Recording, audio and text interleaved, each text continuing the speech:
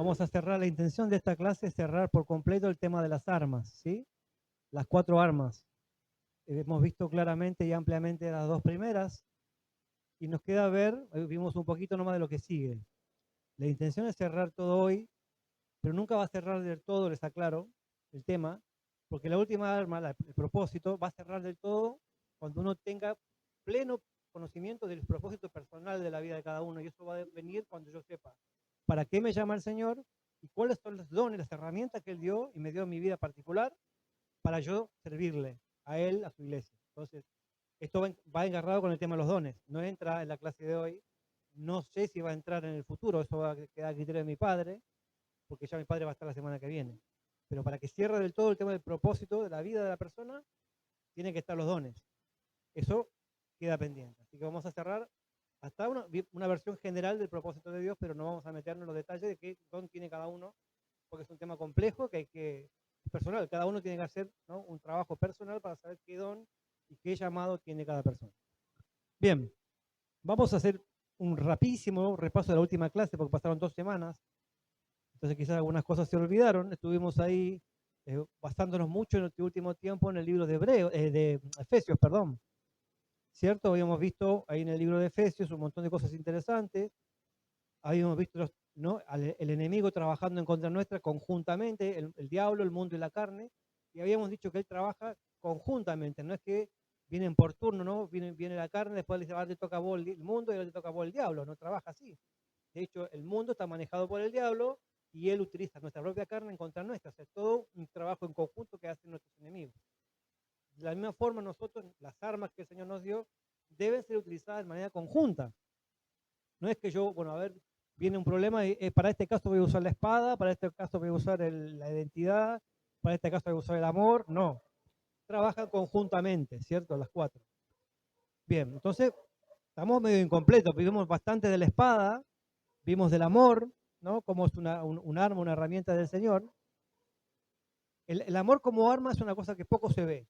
De hecho, muchas veces ni se la menciona como un arma contra el diablo, contra el mundo, contra la carne. Sin embargo, es una de las armas más poderosas.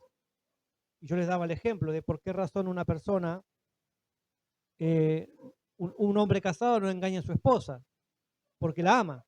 Entonces, el amor es la fuente de todas las acciones que uno tiene en la vida muchas veces. Uno va a trabajar con dolor, ¿por qué? Porque ama a su familia y quiere darle lo mejor. De hecho, el amor es una poderosa herramienta de acción, porque el amor no es solamente un sentimiento o una expresión ni una palabra, es una acción, una decisión que uno toma cada día. Entonces, así con Dios, así como Él decidió amarnos y darnos todo lo que nos dio, en gratitud a ese mismo amor que Él nos dio, nosotros vamos a vivir una vida de gratitud amándole y por tanto haciendo cosas que le agraden. Entonces, el amor es una poderosa arma para seguir al Señor, ¿sí? Habíamos hablado de la palabra, que es la herramienta más famosa, la espada del Espíritu. Del Espíritu. O sea, ¿qué quiere decir esto? Que no es simplemente un conjunto de versículos que yo me tengo que saber de memoria y voy a repetir como si fuera, ¿no? Esto es como el exorcista, ¿no? El exorcista va y está el demoniado ahí dando vuelta la cabeza, qué sé yo, y viene el cura, ¿no? Y le saca la cruz, ¿no? Y le saca tal cosa, ¿no? Y le tira agua bendita. O sea, eso no tiene ningún valor. Y lo mismo haríamos nosotros si nosotros hay un demonio, le recitamos las perlitas bíblicas. Voy uno con una cajita de perlitas bíblicas y le saco la perlita y le voy repitiendo los versículos. Así no funciona. No son palabras mágicas, sino que es el poder de la palabra de Dios a través del Espíritu en mi vida. Que fue lo que Jesús hizo. Vino el diablo personalmente a tentarlo a él, porque nosotros tenemos la idea que el diablo es omnipresente. El diablo no es omnipresente, es una criatura que está en un lugar a la vez. Es muy rápido. Es un ser angelical, se puede mover a la velocidad de la luz, o sea que puede dar varias vueltas, ¿no?, por segundo alrededor de la Tierra. La Tierra tiene 40.000 kilómetros de circunferencia y la velocidad de la luz es 300, ¿no? 300.000 kilómetros por segundo. O sea que imagínense cuánto es rápido. Pero él no se ocupa constantemente de ir a nuestras vidas. Hoy voy a ir por Mauricio y lo voy a hacer enojar con esto, ¿no? Es muy difícil que yo me enoje. Es muy difícil. Pero no, o sea, él tiene, por supuesto, nos tiene estudiados, a todos nosotros nos tiene bien estudiados, sabe qué cosas son nuestras debilidades, qué cosas nos llaman la atención, qué cosas no, nuestras debilidades, nuestras fortalezas. como nos conoce, ¿qué es lo que hace Él? ¿Qué es lo que Él hace? Trabajar en nuestras debilidades, ¿cierto? Pero lo hace a través de otros agentes, que son los famosos demonios, ¿no? Que hay por millones y millones y millones de demonios, y ellos trabajan en nuestra contra, yo creo que personalmente. O sea, yo creo que Él tiene, y esto es una idea mía, la Biblia no lo dice, esto es una idea personal, claro, no es una enseñanza bíblica, no, la Biblia no explica cómo funciona, pero yo creo que dice la Biblia compara la cantidad de ángeles del cielo con la cantidad de estrellas. Usted imagínese que hay millones y millones de galaxias, cada una con más o menos 100.000 millones de estrellas, o sea que el número es gigantesco, no infinito, pero gigantesco. De todo ese número gigantesco, un tercio se fue con el diablo. O sea que ese es el número de demonios. Una parte de eso están guardados, ya están presos, pero una enorme cantidad están sueltos. Imagínense que puede tener varios demonios trabajando en contra nuestra personalmente con los hijos de Dios. Decimos los hijos de Dios son una fracción de la población, entonces puede tener por cada uno varios trabajando al mismo tiempo. Yo creo esto, me parece a mí que si yo fuera el diablo haría eso, ¿no? Vos tenés a cargo fulano, ustedes tienen a cargo fulano, fulano, fulano, y de hecho en algunos casos, fíjense, la Biblia nos da un ejemplo, en algunos casos se ocupaba una legión entera de un individuo, o sea, aproximadamente entre 5.000 y 6.000 demonios en un solo individuo. ¿Se entiende? O sea, una enorme cantidad. 6.000 demonios trabajando con un individuo solo. O sea que él tiene gente para que se ocupen de nosotros personalmente. Bien. Habíamos visto ahí en Efesios también que todo era por gracia. Habíamos visto también que el Señor puso obras para que nosotros anduviéramos en esas obras preparadas de antemano, hoy decía la palabra del Señor. O sea, antes de que el mundo existiera, Dios nos amó, Dios nos eligió y determinó un montón de cosas que nosotros teníamos que hacer. Pero como siempre digo, está la famosa disputa de la iglesia evangélica, ¿no? Protestante. ¿Es el libre albedrío o es el propósito, la decisión de Dios? ¿Elijo yo? Elige Dios. Yo elijo a Dios, Dios me elige a mí, ¿no? Está todo predeterminado o yo tomo mi decisión. Las dos cosas son ciertas. Dios me conoció de antes de la fundación del mundo, me eligió, etc. Pero dentro de eso está también mi respuesta a ese amor, donde yo elijo ir en pos de él o no. Y asimismo también hay un montón de obras que yo siempre las comparo con una rayuela, ¿no? El famoso juego de la rayuela, que está en un numerito y uno salta, 1, 2, ¿cómo es, no? En este juego yo puedo elegir pisar los números que tengo que pisar, hacer las obras que tengo que hacer o no hacerlas. Entonces, Él nos eligió para que anduviéramos y hiciéramos cosas. En función de mi respuesta a Él, yo haré o no haré aquellas cosas. Y el día de mañana, no es que yo, si no hago aquellas obras, me voy a ir al infierno. No está en juego la salvación acá. Pero sí está en juego el galardón, el propósito de Dios para mi vida. Siempre nos preguntamos, ¿cuál sería el propósito de Dios para la vida? ¿No? La pregunta filosófica. Y nuestra pregunta no debe ser filosófica, debe ser personal. ¿Cuál es el propósito de Dios para mi vida? ¿Qué es lo que Dios quiere conmigo? ¿Para qué me llamó a su camino? ¿No? Decía Pablo, yo no, me olvido de lo que queda atrás y me extiendo a lo que está delante para ver si logro alcanzar aquello, ¿no? Por lo cual fui alcanzado por Cristo primeramente. O sea, yo corro para ver si logro alcanzar aquello por lo cual Él me llamó. Él me llamó con un propósito, que empieza aquí en la tierra. No termina con mi muerte, porque somos eternos, vamos a estar en la eternidad con Dios y alguna función seguramente Él tenía pensada para nosotros eternamente, porque no creo que por un lapso mínimo en la eternidad de nuestras vidas Él haya tomado tanto trabajo. Evidentemente Él quería que estuviéramos con Él como sus hijos y tiene propósitos tanto en esta vida como en la que sigue. Nosotros tenemos que averiguar cuáles son los propósitos en esta vida. Las otras sabremos después. ¿Sí? El propósito todo de nuestra vida es alcanzar el boletito que ya nos dieron para llegar al cielo. Todo el resto vendrá el día que pisemos allá. De hecho, vamos a ver que nos falta solamente redimir una cosa, que es el cuerpo. El resto está todo redimido. Somos seres celestiales. ¿Sí? Bueno, habíamos visto eso, habíamos visto también que tenemos que acordarnos que cómo estábamos sin Cristo, alejados, ajenos, habíamos visto en Efesios capítulo 2, versículo 12, por ejemplo, sin Cristo, alejados, ajenos, sin esperanza, sin Dios. Pero después en el 19 decía, más ahora con Cristo, ¿no? Tenemos esto, ¿no? Somos un nuevo hombre para crear en sí mismo una nueva humanidad, que somos nosotros, ¿sí? Tenemos entrada por un mismo espíritu al Padre. Y después pasábamos, yo dije, ya estamos adelantando en la tercera alma, porque dice en el versículo 19, Ya no somos extranjeros, sino conciudadanos de los santos y miembros de la familia de Dios, edificados sobre el fundamento de los apóstoles y profetas, siendo la principal piedra del ángulo Jesucristo mismo. Ahí estaba hablando de lo que somos, ya no de lo que Dios hizo o de lo que tenemos que hacer, las obras, sino de nuestra esencia, de nuestra identidad. ¿Quién soy yo? Porque en función de, como yo le decía al principio, ¿no? En función de quién soy yo, voy a actuar. Y yo le daba el ejemplo del príncipe de Inglaterra. El príncipe de Inglaterra, aunque se le caiga a él algo en el tacho de la basura, el príncipe de Inglaterra no va a meter la mano en el tacho de basura a sacarla. Seguramente algún empleado de él va a buscar lo que se le cayó. Los príncipes, los hijos del rey, no nos revolcamos en la basura. Entonces nosotros no tenemos por qué revolver la basura, no tenemos por qué nosotros ensuciarnos porque somos hijos del rey. Nosotros caminamos en función de lo que somos. ¿Sí? Por eso decía yo que siempre se nos dice, se nos ha dicho una y otra vez, somos pecadores, somos pecadores, somos pecadores, somos pecadores, somos pecadores. Y todo el tiempo estamos repitiendo, somos pecadores. ¿Qué vamos a hacer naturalmente? Pecar. Pero la Biblia cuando se refiere a los cristianos no se refiere a ellos como no Pablo escribiendo, el apóstol Pablo escribiéndolo a los pecadores que están en Corinto. ¿No? Y esto que los corintios eran los más bravos de todo. Había cada cosita en Corinto que era mamita querida. Sin embargo, eran los santos, los santificados, los llamados a ser santos, los santos. Todo el tiempo se refiere a los cristianos como los santos. Y eso que no nos deja de decir que tenían un montón de defectos y de pecados en la iglesia y de cosas que estaban mal, imperfectas. Y de hecho dice, recién el día de Jesucristo se va a terminar de perfeccionar la obra del Espíritu. O sea que todo este camino de la santificación es un camino de perfeccionamiento lento, lento, a veces con retroceso, 3 pasos para adelante, 2 para atrás, ¿no? Pero es un camino que debería ser ascendente. Pero aún con toda esa imperfección, nosotros debemos pensar a nuestros hermanos como santos. Porque si pensamos como santos, actuaremos como santos. Entonces ya el pecar no va a ser una cosa natural.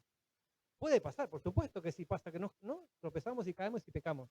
Sobre todo cuando nos confiamos en nuestra propia fuerza. Pero no es natural, no debe ser un proceso natural el practicar el pecado, porque nosotros somos hijos del rey y no nos revolcamos en la basura. ¿Sí? Y voy a contar esta historia, pero la conté muchas veces. Pero todos los predicadores que usted ve en internet cuentan siempre la misma historia y nadie se queja con ellos, ni les pone los deditos así ni nada. Además nadie va a ver este video, ¿no? Los que se van a aburrir van a ser ustedes. Siempre me acuerdo de una historia que yo conocí muchos años atrás de un muchacho, hijo de pastores, pero entró en las malas juntas, como siempre se dice, y terminó la delincuencia y la droga. Y inclusive se agarró el SIDA, por eso lo supo después.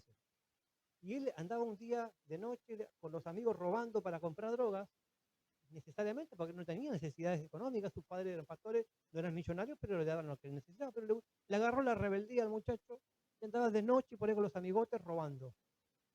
Lo salieron sacando los tiros, vino la policía, salieron todos corriendo desparramados y para que no lo agarre la policía, se metió en una zanja, con el agua podrida hasta acá.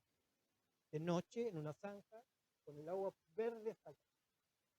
Y mientras estaba enterrado en el barro, en la mugre, con el olor de la agua podrida ahí, escondido de la policía, una voz le dijo, esto es lo que vos querés para tu vida, yo no te llamé para esto. Dios le habló en su corazón, sumergido hasta acá en el barro podrido. En ese momento, él determinó abandonar esa vida. Él se arrepintió, volvió al Señor. Cuando volvió, se enteró al poco tiempo que tenía SIDA y que le quedaba poco tiempo de vida. Los últimos años de su vida los pasó predicando en campamentos juveniles a otros jóvenes que tenían problemas como él había vivido. Y ahí descubrió recién, dice, mi propósito en la vida lo descubrí en esa zanja. Y lamentablemente duró unos pocos años, porque yo estoy muy mal, cada vez peor, y de hecho murió hace muchos años. Y los últimos años él cumplió el propósito.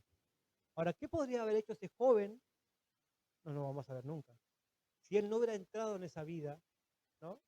Si él hubiera elegido otro camino, si no se hubiera agarrado el SIDA con las drogas, ¿cuál era el propósito real de Dios? Eso es toda una discusión que no vamos a entrar acá.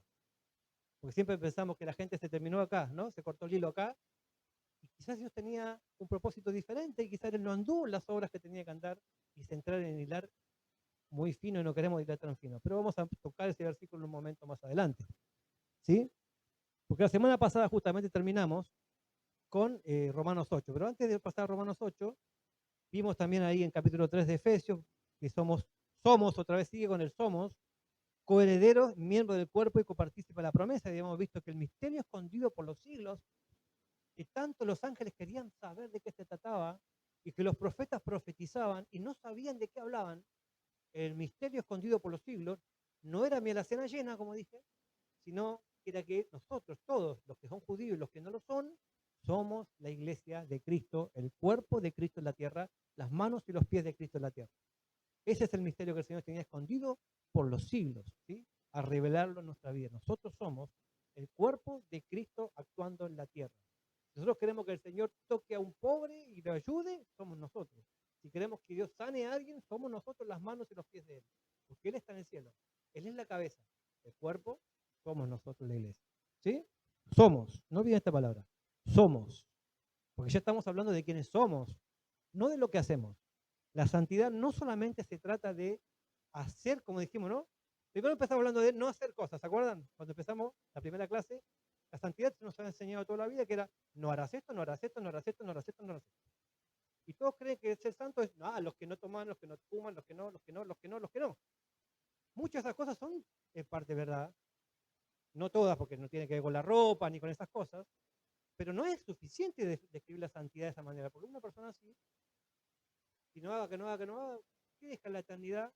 ¿Quién fue fulano? El que no fumó y no tomó y no... Es intrascendente. Los cristianos son los que hacen. Todos los que han quedado en la historia como grandes hombres de Dios son los que... Es fulano que fue el que predicaba a China. Fulano fue el que predicó tal cosa. Fulano fue el que hizo. Las obras de antemano para que anduviéramos en ellas.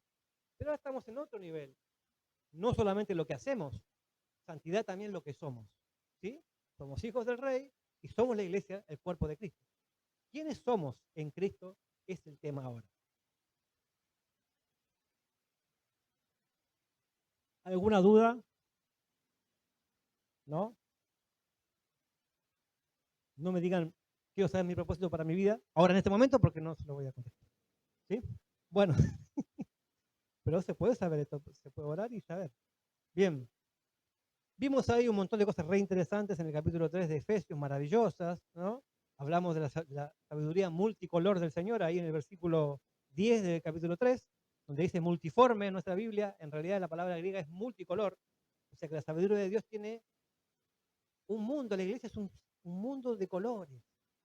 Pero se nos enseñó toda la vida, de hecho, cuando yo era chico era peor que ahora, todos los cristianos son los que se ven saco con bata, peinado, ¿no? La mía de vaca, ¿no? Con la Biblia grandota bajo el brazo, marchando como soldaditos. Esos eran los cristianos.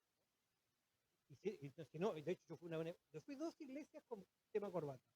Uno fui una vez a una iglesia y me dijeron, usted no puede entrar porque no tiene corbata. Y no me dejaron entrar porque no tenía corbata. Y otra vez fui a otra donde sí me dejaron entrar. Porque en la puerta había un cajón con corbatas. Tome, póngase la corbata. Porque sin corbata no se podía entrar en la iglesia, ¿no? Se nos enseñó que todos éramos todos iguales, todos soldaditos haciendo todo lo mismo. Y en realidad la iglesia es una cosa multicolor, multiforme, lleno de cosas variadas, cada uno con talentos y cosas distintas para hacer cosas diferentes para el Señor. ¿Sí? La multiforme, la multicolor, sabiduría de Dios, versículo 10. Después dice, bueno, habla del amor otra vez, arraigados, cimentados en amor, versículo 17, ¿no? Fortalecidos en el hombre interior, para que sepáis, dice, comprender, el versículo 18, cuál es la anchura, longitud, profundidad y altura, y conocer el amor de Cristo que excede todo conocimiento, para que seáis llenos de toda la plenitud de Dios. O sea, el amor de Dios es tan grande que solamente por revelación se puede entender lo alto, ¿no? Lo profundo, lo ancho, lo alto, y no, me falta una dimensión. Lo alto, lo profundo, lo ancho y lo largo, ¿no? Las 4 dimensiones. Es tan grande que solamente por revelación podemos entender un poquito. Y esto como yo le daba el ejemplo de San Agustín, que él iba con sus discípulos por la playa, para los que no estuvieron en la clase, un día, ¿no? Y le dice a un discípulo que agarre con una jarrita un poco de agua. Y le dice al discípulo, ¿qué tenés ahí? El discípulo miraba la jarrita con agua a la orilla de la playa y decía, una jarra. Sí, pero ¿qué tenés ahí? Agua. No, pero ¿qué tenés ahí? Agua salada. No, esto que tenés ahí es lo que sabemos de Dios. Y le muestra el mar. Esto que está allá es todo lo que no sabemos de Él. Es tan grande, tan inabarcable, que no vamos a ni en toda la eternidad alcanzar a comprender lo grande que es Dios. Pero por lo menos tenemos la revelación, y Pablo oraba para que el pueblo de los Efesios, todo el pueblo cristiano, logre alcanzar a comprender lo grande inabarcable que es el amor de Dios. ¿Sí? Bien. Después pasamos, bueno, rápidamente. Dice, nosotros no andamos según la carne, sino según el Espíritu. Versículo, este es capítulo, no, ya estoy en Romanos 8, perdón. En el capítulo, versículo 4 dice, nosotros no andamos conforme a la carne, sino conforme al Espíritu. Y versículo 5 dice, porque los que son de la carne piensan en las cosas de la carne, pero los que son del Espíritu y las cosas del Espíritu. Fíjense que está hablando de lo que son, no de lo que hacen. Los que son de la carne, los que son del Espíritu. Pues acá estamos hablando ya de quiénes son. ¿Sí? Habíamos visto ya todo el capítulo 8 de Romanos, habíamos visto cosas maravillosas. Lo pasamos medio rápido, es cierto. Pero fíjense que el versículo 14 dice una frase tremenda. Yo la semana pasada hicimos acá un debate con las 4 hermanos. No me acuerdo los nombres ahora. No me acuerdo, estaba el hermano, la hermana casi, la hermana, ¿cómo era? Perdida, la hermana, no me acuerdo, ¿no? Los 4 hermanos, cada uno tenía una reflexión diferente del mismo pasaje, fíjense. Porque Dios le habla, como la palabra es una palabra viva, Dios a cada hermano le habla de una manera distinta según en qué momento de su vida está. El que estaba consagrado, Dios le hablaba de una manera. El que estaba dudando, con problemas, le hablaba de otra. El que estaba fuera completamente de otra. El que estaba recién, de otra. El mismo pasaje. Dios tiene una palabra específica, ¿no? La famosa palabra rema que decíamos la vez pasada, para cada persona. ¿Sí? Me olvidé los nombres del hermano, ¿no? Me acuerdo las funciones. Me acuerdo que la más perdida era Norma, la más santa era Natalia. Y después estaban en el medio ahí luchando Gonzalo y Laura, pero no me acuerdo los nombres. José Carnaza, la hermana casi, y no me acuerdo más.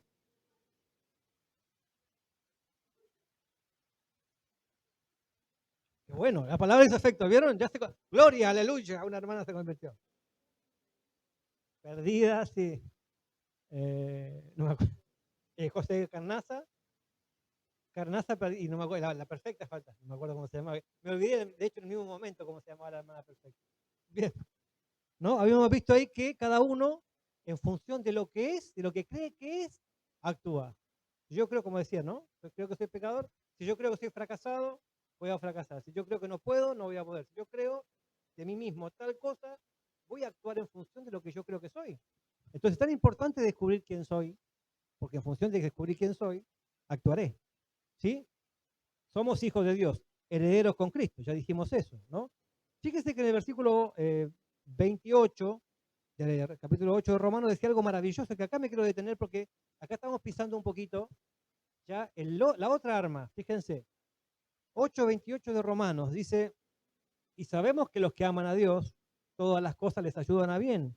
Esto es a los que conforme a su propósito son llamados.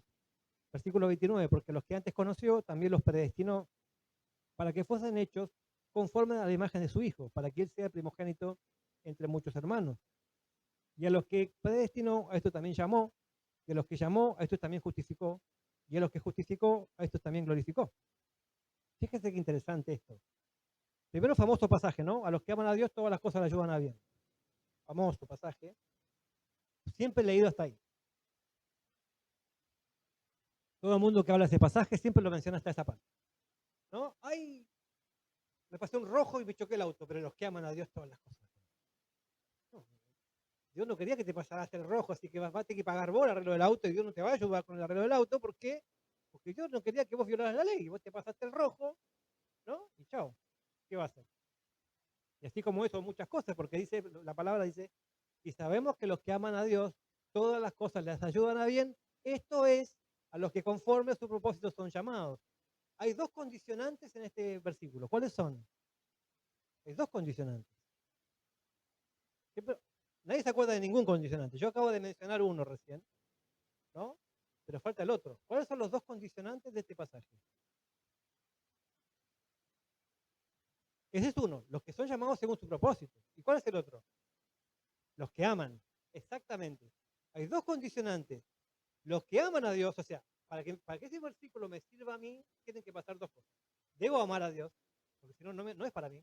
Ay, me pasó otra cosa, pero si yo no amo a Dios, está fuera de ese versículo. Y tiene que pasar otro. Según el llamado, ¿yo estoy en el propósito de Dios o no? ¿Estoy llamado con un propósito o no? Porque si yo no estoy llamado según un propósito, no estoy en ese propósito, tampoco es para mí. ¿Sí? Entonces muchas veces las cosas que nos pasan Nos pasan como le pasó a este joven de la zanja, por eso quise contar la historia, porque estaba fuera del propósito de Dios. ¿Era el plan de Dios que él viviera en la delincuencia drogándose y se tuviera en una zanja? No. Entonces yo puedo saber si realmente Dios quería que pudiera decida. Ya empezamos a discutir algo muy, muy feo, ¿no? No quiero entrar a hablar tan fino, pero sí pensemos que nuestras decisiones acá sí condicionan muchas veces por dónde va el camino de nuestra vida, la ruta de nuestra vida. Lo cual no implica que Dios no nos haya predestinado, que tenga un propósito eterno. No, una cosa no contradice la otra, son ciertas las dos. Yo tomo decisiones de hacer o no hacer, y no, siempre doy el mismo ejemplo bíblico, que es un tremendo ejemplo, es el de Sansón. Sansón, junto con Jesús, son los únicos personajes cuyo nacimiento fue anunciado por un ángel. Vino un ángel a decir, van a ser un tipo que va a ser un libertador. Sin embargo, vivió una vida totalmente carnal y tenía dones sobrenaturales como ningún hombre de su tiempo. Y sin embargo, ¿qué hizo con esos dones? Muy poco. De hecho, el día que él murió, se llevó puestos más filisteos que toda su vida. O sea que eso fue todo. No, Dios lo llamó a él para que libere a su pueblo, ¿no?, de los filisteos. Y él no lo hizo. Él se casó con ellos. Él participaba de sus fiestas, comía con ellos, se casaba con ellos. Y era parte de ellos, de cierta forma. No cumplió el propósito de Dios. Terminó fuera de la voluntad de Dios. Dios cumplió su propósito 100 años después con David. David sí acabó con los filisteos. Pero y la vida de Sansón y el propósito de Sansón no se cumplió. Y su vida terminó truncada quizás por esa falta de propósito, porque él terminó ciego, esclavizado por los enemigos. Como tantos de nosotros que muchas veces por nuestros propios pecados terminamos ciegos y esclavizados por nuestros enemigos, cuando debemos estar en otras cosas, haciendo otras cosas. Y de hecho su tribu, siempre digo este ejemplo. ¿Por qué? Porque la tribu de Sansón, la tribu de Dan, como no pudieron vencer a los filisteos porque estaban justo ahí encima, abandonaron la tierra que Jehová les dio y se fueron lejos de la voluntad de Dios, a otra tierra que parecía mejor, más tranquila, en el norte, que después de hecho se llamó Dan también la ciudad, la tierra de la antigua ciudad de Lais, Dan. Ay, siguieron su vida ahí, lejos del problema que tenían. Pero Dan se convirtió con el tiempo en uno de los grandes santuarios paganos de Israel. Y si ustedes van a la lista de las tribus de Israel, en el libro de Apocalipsis, están las 12 tribus, no está la tribu de Dan, es la única que falta. La tribu de Dan fue llevada en cautiverio y se desapareció. Era la tribu de Sansón. O sea que la falla de Sansón postergó el plan de Dios de liberación, pero para él y los suyos fue terrible. Porque perdió él su vida, perdió su esposa, perdió su familia y perdió su tribu. Porque él anduvo en sus propios caminos y no en los caminos de Dios. Dios cumplió su propósito finalmente con David, sí, pero lo que pasaba con la vida personal de Sansón, no. Dios quiere que yo haga tal cosa. Quizás con el tiempo sí, seguramente no, yo no voy a hacerlo, va a hacer otro. Y sí, probablemente Dios quería que yo fuera a China, yo no quise ir a China, va a mandar a otro a China y los chinos se van a salvar por otro. Pero mi propósito y todo lo que me rodea, ¿sí? Por eso es tan importante, ¿no? A los que aman a Dios, todas las cosas les ayudan a bien. Esto es a lo que conforme a su propósito son llamados. Y fíjense lo que aclara después Pablo. Dice, porque los que antes conoció, o sea, antes de la eternidad, antes del tiempo, también los predestinó para que fuesen hechos conforme a la imagen de su Hijo, para que Él sea primogénito entre muchos hermanos. Esto es lo que dijimos la vez pasada. ¿Qué quería Dios? Hijos, hermanitos para Jesús, que sean como Jesús, para que fuesen hechos como la imagen de su Hijo. No cualquier, no, como Jesús, ¿no? Y dice, los predestinó para que Él sea primogénito entre muchos hermanos. Y los que predestinó, también llamó, ya en el tiempo, ¿no? Antes del tiempo, en el tiempo, los llamó a su camino. A los que llamó, justificó, porque vinieron, pero vinieron roñosos. ¿Cierto? Entonces, ¿qué tuvo que hacer? Limpiarlos, darle la justicia de Cristo. No, así no, muchachos, pero te voy a cambiar para que vos puedas entrar. Y ahora voy a hacer una pregunta que siempre está en polémica ahora. Y a los que justificó, también glorificó. Esto es futuro. ¿Estamos glorificados? Todavía no. Pero el propósito de Dios se va a cumplir. Si a vos Dios te llamó, te predestinó antes de la fundación del mundo, dio a su Hijo por tu vida, te aseguro que Dios va a cumplir su propósito en la eternidad. Ahora, ¿qué pasa con nuestro propósito particular? Eso es otra cosa. Y siempre se hace la misma pregunta y hay toda una polémica que yo he visto en distintos predicadores. Porque hay predicadores que dicen, Dios te ama tal cual sos. Y otros se enojan y dicen, no, ¿cómo te va a amar así, todo pecador? No. A ver, ¿Dios te ama tal cual sos o no te ama tal cual sos? Siempre esta polémica se produce porque nosotros nos paramos de un lado de la eternidad. Del lado del tiempo, del lado nuestro, vos ves a Juanito, ¿no? Vamos a hacer ejemplo, José Carnaza, ¿no? Vos ves a José Carnaza con toda su carnalidad y vos decís, ¿cómo este muchacho puede amarlo con todo lo que hace este muchacho? ¿Dios lo puede amar? No, ¿no? Desde el punto de vista de acá del tiempo, no. Pero Dios lo conocía de la eternidad y sabe cómo es José Carnaza, y sabe cómo va a ser José Carnaza glorificado. Entonces Dios tiene un plan y ve cosas que no son como si fuesen. ¿Sí? Entonces, en el plan de Dios, claro que Dios lo ama, pero no es que lo ama por su pecado, lo ama a pesar de su pecado. Pero como lo ama tanto, Dios te ama tal cual sos, sí, pero como te ama tanto, Él no quiere dejarte como sos. Él quiere transformarte en la imagen de su Hijo, ¿cierto? Porque para eso es que nos eligió, para que seamos conforme a la imagen de su Hijo. O sea, el propósito de Dios es amarte, roñoso, de hecho dice, estamos muertos en delitos y pecados y Él nos amó. Nos llamó, pero ¿para qué? Para limpiarnos y que seamos como su Hijo. O sea, que ambas cosas son ciertas. Dios te ama tal cual sos, sí, pero no quiere que vos seas así. Quiere que seas mejor. ¿Sí? Y esto va a ser solamente a través del Espíritu Santo de Dios. Bien, y después viene el famoso pasaje que leímos la semana pasada, cuando cerrábamos. ¿Quién nos separará del amor de Cristo? ¿Se acuerdan? Tribulación, angustia, hambre. No hay nada que es tan grande el amor de Cristo que no hay nada que nos pueda separar. Pero así como nosotros lo pensamos desde el punto de vista de Dios, que es imposible que nada nos separe del amor de Cristo, desde el punto de vista nuestro nos podemos preguntar si realmente amamos a Dios. ¿Qué cosas nos separan de Él? ¿Problemas? Ah, no, yo me separo de esto, ¿no? Ah, surgió esto, no. Entonces, fíjese que siempre el fusible es Dios. No, me surgió un trabajito, Dios de costado. Ah, se me enfermó el hijo, ah, Dios de costado. Me pasó otra cosa en mi vida, siempre Dios es el que paga los platos rotos en nuestra vida. Si es así, ¿podemos decir nosotros realmente que amamos a Dios? Si Él no es el primero y a pesar de todas circunstancias, nada me separará de su amor, de Él hacia mí seguro que no. Ahora, de mí hacia Él, ¿hay cosas que nos separan de su amor? Si es así, planteémonos cuánto realmente la amamos. ¿Sí? Porque si eso no es una cosa fundamental en nuestra vida, entonces tenemos un arma menos. Pero lo que es peor, el motor de nuestra relación con Dios es el amor. Si nosotros no amamos a Dios, ninguna de las cosas que nos pasen nos ayudarán a bien. ¿Se entiende? Es fundamental amar al Señor por sobre todas las cosas. Después dice el versículo 37, antes en todas estas cosas somos más que vencedores por medio de aquel que nos amó. Por lo cual estoy seguro de que ni la muerte, ni la vida, ni ángeles, ni principados, ni potestades, ni lo presente, ni lo porvenir, ni lo alto, ni lo profundo, ni ninguna otra cosa creada, por si queda alguna duda, ninguna otra cosa creada nos podrá separar del amor de Dios, que es en Cristo Jesús. ¿Sí? Nada, porque somos más que vencedores. De hecho, no tengo pizarrón, pero de hecho esta palabra no existe. No existía ninguna, Pablo estaba escribiendo, ¿no? ¿Y qué puedo poner acá? Hay una palabra. Voy a inventar una, le mandó él, ¿no? Inventó una palabra. En el griego no existe la palabra, ¿no? Jupernicao. Jupernicao, donde dice más que en español no existe una palabra para traducirla. Entonces tuvimos que usar tres. Más que vencedores.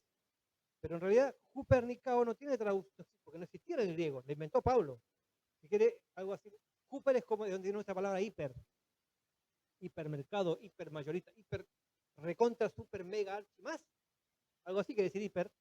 Algo re grande, re grosso, hiper. Bueno, hiper vencedores quiere decir Jupernicao. O sea, recontra, archi, mega, super vencedores. No siempre en toda la palabra Jupernicao. ¿No? Total, dicen, yo soy Pablo, el apóstol. ¿No? Claro, ¿quiénes? Somos más que vencedores. ¿Por qué vamos a vivir nosotros derrotados todo el tiempo si somos más que vencedores? Yo me pienso más que vencedor, actuaré más que vencedor. Bien, identidad. Ahora sí estamos plenamente acá. Quiero que me busquen, por favor, una persona, Éxodo 19, 5 y 6. Y otro, por favor, Malaquías 3, 17. Éxodo 19, 5 y 6. Malaquías 3, 17. ¿Qué dice? A ver, la señora del micrófono, me leo primero, después le paso el micrófono a otro que tenga para leer. Éxodo 19, 5 y 6. 5 y 6. Voy a intentar adivinar qué dice. Voy a intentar adivinar qué dice. Eh, Ahora pues, si has oído a mi voz y guardáis mi pacto, vosotros seréis mi especial tesoro sobre todos los pueblos, porque mía es toda la tierra. Vosotros me seréis un reino de sacerdotes y gente santa. Estas son las palabras que dirás a los hijos de Israel. ¿Quién tiene el pasaje de Malaquías 3:17?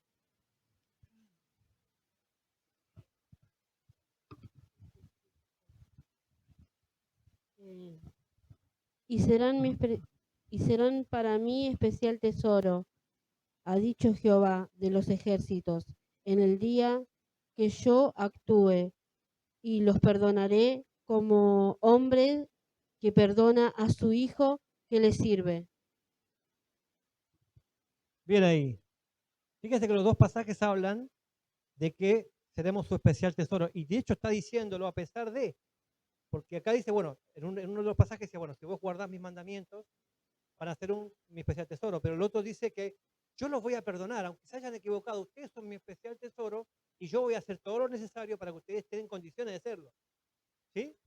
Mi especial tesoro. Yo tengo acá otra versión, dice, ahora pues, si dieron oído a mi voz, guardaré mi pacto, ustedes serán mi especial tesoro sobre todos los pueblos.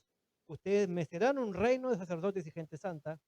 Y el otro dice, ustedes son mi especial tesoro. Son, serán, son. Fíjese el verbo que se está usando. No lo que hacemos, no lo que somos. Somos especial tesoro de Dios. Imagínense, el Dios ¿no? Que es dueño del cielo y de la tierra, que es dueño de la eternidad, ¿no? ¿Tiene cuántos tesoros tendrá Dios en la eternidad? Imposible saberlo. Bueno, usted tiene muchas cosas valiosas. Usted es una persona muy rica, ¿no? Pero dice, pero no, pero yo tengo algo, que yo colecciono muchas cosas, pero esto es especial. Yo tengo mi caja fuerte porque este es mi tesoro especial. Pues nosotros somos su especial tesoro. Eso somos, ¿sí? O sea que empecemos a pensar quiénes somos, ¿no? Dice una pregunta que leí en un libro. ¿Por qué haremos las mismas cosas que la gente común si somos únicos y especiales? Tantas cosas únicas entre todo eso, tú, ¿sí? Fíjense que yo siempre pienso esto, me maravilla, no dejo de maravillarme por esto. No existen dos copitos de nieve, dos cristales de hielo idénticos. No existen dos cristales de hielo que sean idénticos. Son una obra de arte, cae, se derrite y desaparece. Se formará otro, de los millones del mundo no hay dos iguales. No hay dos estrellas iguales. No hay dos ojos iguales. No hay dos huellas iguales. Y así como eso, debe haber tantas cosas que desconocemos que no son únicas, únicas e irrepetibles. Y si Dios tiene tal trabajo para que algo que se va a derretir con el sol, ¿no? Sean únicas e irrepetibles obras de arte, ¿cuál será el grado de importancia que tenemos para Dios nosotros, que somos únicos, irrepetibles, elegidos ante la fundación del mundo, pagados con la sangre del Hijo de Dios y guardados como su especial tesoro? ¿Quiénes somos nosotros entonces? Preguntémonos, ¿quién soy yo? ¿No? Esto ¿se acuerda cuando estaba el documental ese de la locura de Dios? Y que el tipo se lo llevaba, y cuando se lo llevaban preso para matarlo, los 1200 eran, no me acuerdo cuánto eran, no sé, miles de presos todos alabando al Señor ahí, con sus manos levantadas, y el tipo que lo llevaba al carcelero le dice, pero vos quién sos? Y dice, yo soy hijo del Dios viviente, le dice, torturado y todo, medio muerto de hambre, le dice, yo soy hijo del Dios viviente. Eso es lo que él sabía quién era. Torturado, le hicieron de todo, pero él nunca perdió la identidad. Yo soy hijo del Dios viviente. ¿Se acuerdan? Entonces, cuando pasa algo en tu vida, ¿no? Como en mi trabajo, ¿no? Siempre que yo a veces hago alguna maldad, le digo alguna. Le contesto porque son problemáticos mis compañeros. Ay, pero vos sos hijo de Dios. ¿Cómo vas a ser así tan malo si vos sos hijo de Dios? ¿No? Uno es hijo de Dios y tiene que ser en todas partes. ¿Sí? Bien. Y bueno, y después tenemos el tema de los cristianos buenos, ¿no? Que no le hacen mal a nadie, ¿no? Los famosos que le llama este hermano los conformistas, ¿no? Porque siempre se nos enseñó, ¿no? Los buenos cristianos se visten así y no hacen esa lista de cosas, ¿no? Entonces, pues sí, porque yo no bailo, yo no fumo, yo no tomo, yo me visto así, yo hago esto, yo todos los domingos voy a la iglesia, yo soy un buen cristiano, ¿no? Y eso creemos que es ser buen cristiano. Y ser un cristiano es ser un trastornador del mundo. Cuando llegaban los cristianos a una ciudad, decía la gente, estos son los que trastornan el mundo entero. Estos son los cristianos, los que transforman la realidad de las sociedades. Sin embargo, hoy en día, el mundo nos está transformando a nosotros, como el ejemplo del dibujito del barquito. El mundo se nos metió en el barco y nos está hundiendo el barquito. ¿Sí? Dios no se equivocó al hacerte diferente, dice este hermano. Al contrario, Dios te hizo diferente para que puedas regalarle al mundo una mirada que nadie más tiene y puedas dejar una marca con tus manos que nadie más puede dejar. Dios te ama tal cual eres, pero se resiste a dejarte tal como estás. Él desea que llegues a asombrarte de lo que Él puede hacer con tu vida si confías en sus planes por encima de las expectativas que otros tienen de ti. ¿Mm? Nosotros no somos lo que dicen que somos, somos lo que Dios dice que somos. No soy ni lo que los demás dicen, ni soy lo que yo digo, soy lo que Dios dice que soy. Entonces, ¿quién soy? ¿No? Y acá agarré una canción, porque yo sé que yo soy un gran músico. La gente que está viendo ahí no sabe, ustedes no se ríen, ¿no? Dice, fíjense que siempre cantamos esto, ¿no? Da un paso al frente, haz algo diferente. Siempre lo cantamos, pero la pregunta es, ¿lo hacemos? ¿No? Somos santos, tenemos el poder de ser hijos de Dios. Yo soy justificado, Romanos 5.1. Libre de condenación, Romanos 8.1. Morada del Espíritu Santo, 1 Corintios 2.12. Tengo la mente de Cristo, 1 Corintios 2.16. Tengo el sello del Espíritu Santo, 2 Corintios 1.22. Estoy crucificado con Cristo, Cristo vive en mí, Gálatas 2.20. Escogido antes de la fundación del mundo, Efesios 1.4. Yo soy elegido para ser hijo de Dios, Efesios 1.5. Resucitado con Cristo y sentado en lugares celestiales con Él, Efesios 2.6. Redimido y perdonado, Colosenses 1.14. Edificado sobre Cristo, Colosenses 2.7. Estoy completo en Cristo, Colosenses 2.10. Estoy escondido con Cristo en Dios, Colosenses 3.3. Recibo espíritu, poder y dominio propio, 2 Timoteo 1.9. Él no se avergüenza de llamarme hermano, porque el que santifica y los que son santificados de uno son todos, por lo cual no se avergüenza de llamarlos hermanos, Hebreos 2.11. Soy participante de la naturaleza divina, 2 de Pedro 1.4. Todo eso somos. Todo eso somos nosotros. Hechos 7.6 dice, cristianos trastornadores rebeldes contra los valores de este mundo, los patrones de pensamiento y el destino que impone este mundo. Renovaos, por favor, busquen todos Romanos, hemos leído 1000 veces, pero búsquenlo otra vez, Romanos 12.1 y 2. ¿Qué dice Romanos 1 y 2?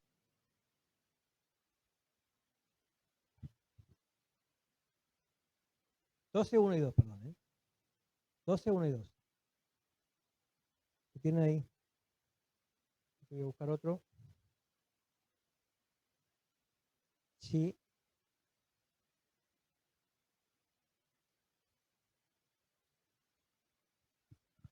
Sí, ¿qué dice? Por lo tanto, hermanos, os ruego por las misericordias de Dios que presentéis vuestros cuerpos como sacrificio vivo, santo, agradable a Dios, que es vuestro verdadero culto. No os conforméis a este mundo, sino transformaos por medio de la renovación de vuestro entendimiento, para que comprobéis cuál es la buena voluntad de Dios, agradable y perfecta. Hay tantas cosas en este pasaje, tantas cosas maravillosas que siempre pasamos por alto cuando lo leemos. Generalmente cuando leemos este pasaje, nos concentramos en un aspecto, pero tiene múltiples aspectos. Dice que presentemos, ¿no? Por la misericordia de Dios, nos presentemos nuestro cuerpo en sacrificio vivo, santo y agradable a Dios. O sea, decíamos, y de hecho lo vamos a ver ahora, lo único que nos falta redimir es el cuerpo, que es nuestro enemigo, la carne, ¿no? Que nos contradice más que nadie, ¿no? Es casi como una esposa que nos contradice todo el tiempo, ¿sí? ¿No? La carne está siempre en contra del espíritu, entonces se contrapone. Entonces dice acá que nosotros presentemos nuestro cuerpo en sacrificio. O sea, Señor, ¿qué te puedo dar? Vos tenés todo. ¿Qué es lo que me queda a mí? Este cuerpo, ¿no? Presentado como un sacrificio vivo, no muerto. Porque se acuerda que los sacrificios de antes eran matar a un animal. Dios no pide sacrificios muertos. Eso es fácil. Es difícil presentar un sacrificio vivo, ¿no? Vivo.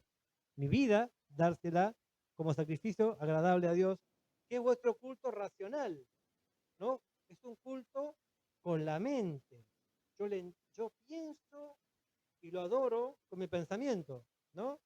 No os conforméis, o sea, no tomen la forma, no se adapten a este siglo, o sea, a este tiempo, sino transformados por medio de la renovación de vuestro entendimiento, o sea, transformen su forma de entender el mundo, de ver las cosas que nos rodean, con la mente de Cristo. ¿Por qué? Porque si yo logro transformar por medio de la renovación de nuestro entendimiento, comprobaremos cuál sea la voluntad de Dios agradable y perfecta. Hermano, yo no sé cuál es el propósito de Dios para mi vida. Muchas personas viven su vida sin saber el propósito de Dios porque nunca hicieron esto. Señor, yo me voy a disponer a averiguar tu propósito, voy a presentarme cada día en sacrificio vivo, voy a procurar cambiar mi mente a través de tu Espíritu Santo, de tu palabra, voy a tratar de pensar todo lo que tú quieres que yo piense, voy a poner todo, mi mente, mi cuerpo, todo mi ser en sacrificio para vos. Si vos haces todo esto, entonces comprobarán cuál es la voluntad de Dios agradable y perfecta. Y ahí no se refiere a la voluntad general.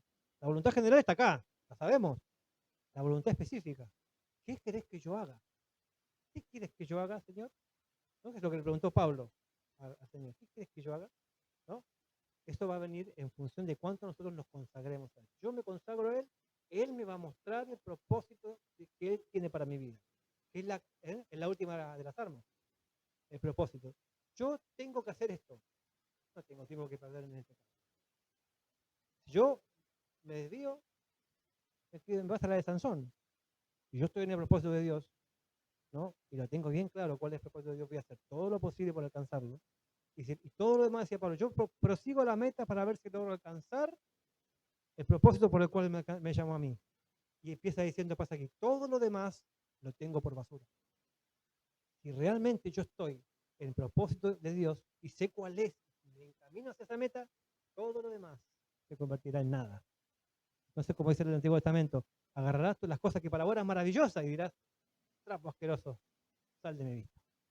Y todas las cosas que hasta ahora eran un estorbo en nuestra vida, que nos impedían una y otra vez, nos hacían caer una y otra vez, de repente se van a convertir en, no me interesa, no me interesa más.